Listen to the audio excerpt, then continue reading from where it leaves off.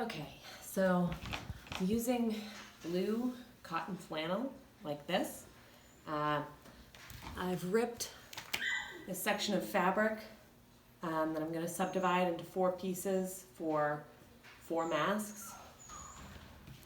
My fabric is 42 inches wide, which I've found is a good length for these ties.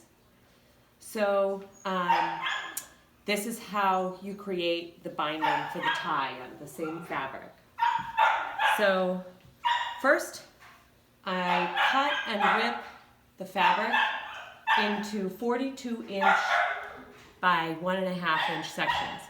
Like I said, the fabric is 42 inches wide, so I just cut 1.5 inch sections, and since it's a woven fabric, I can tear it, and it's going to tear straight with the weave.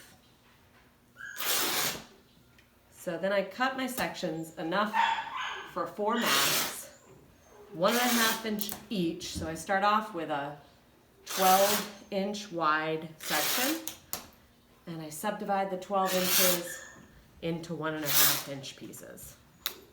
Now, I'm gonna iron this flat. This is one of the strips that I ripped. Iron it out nice and flat.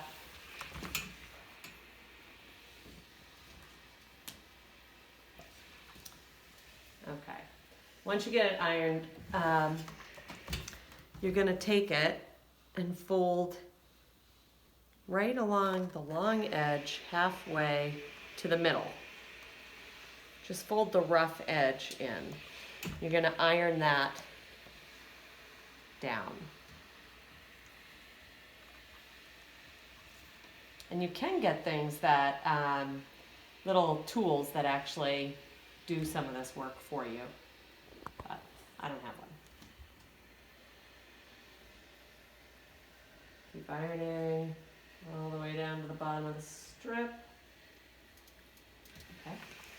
And then you do the same for the other side. So you bring that into the middle.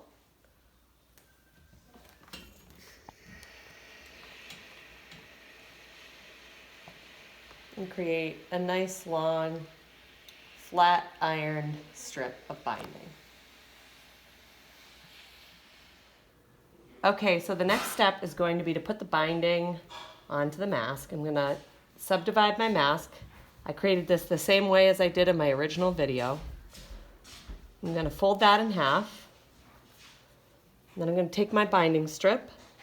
I'm gonna find the center of my 42 inches, so that'll be 21 inches. And then I'm gonna take the center of the binding strip and fold it over the center of the mask. And I use clips, but you could use pins. I'm gonna pin that in place. And then I'm gonna pin the corners here of the mask in place. And your binding should be, your rough edges should be facing down or facing in. You fold this over, so you shouldn't see any rough edges. Place another clip. And then I'm going to start out way on the end and fold this in so they don't have any hanging threads when it's finished. Double it over like that. Nice clean line. In my machine. Now I'm going to straight stitch. Stitch. Make sure my binding stays lined up. And keep stitching.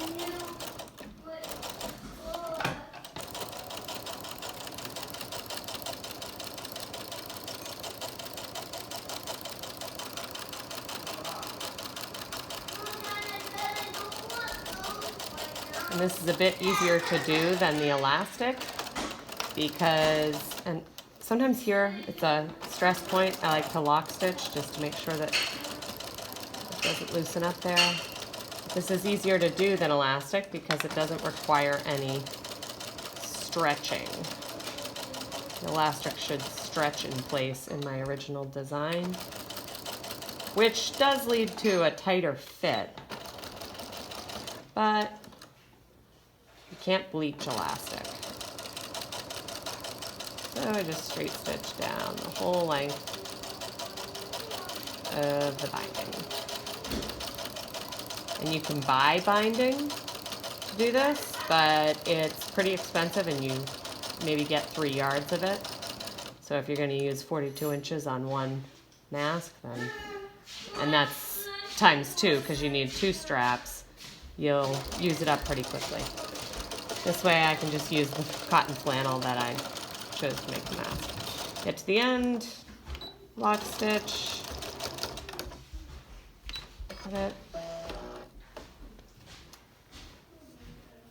and there's my binding. I have to do the bottom side as well.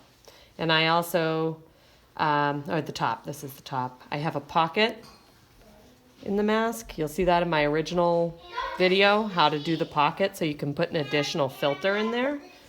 And I also use a metal clip that I put right on the bridge of the nose to tighten it. So when it's done, it will look like this.